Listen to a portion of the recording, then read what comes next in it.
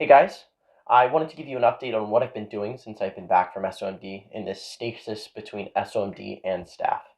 So while I've been back in Virginia visiting family, I've had a couple of opportunities to speak at different places. One of which was a really awesome school at the church called The Rock.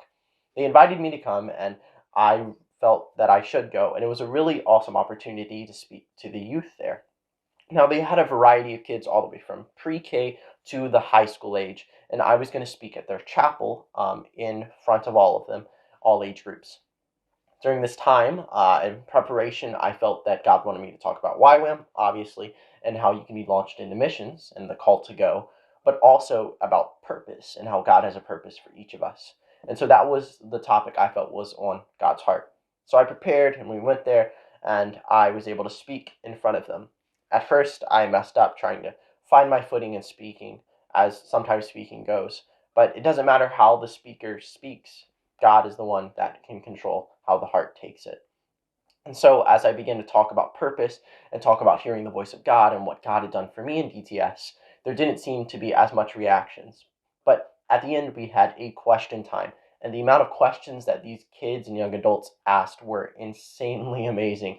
And the questions that the younger kids were asking blew me out of the water. Like, how do you hear God's voice and how do you understand that it's Him and understand what He's saying? That came from like an 8-year-old. It was insanely amazing. It was so neat to see how just different people would latch onto the fact that God has a purpose for them and that God wants to work with them in sharing His love with the world.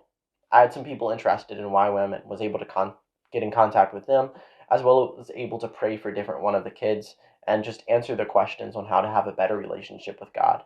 It may not have been this crazy, insane revival where tons of people gave their lives to Christ, but to me it was so special because of the fact of seeing a child's heart and how willing and open they are to going after God and wanting to know Him better.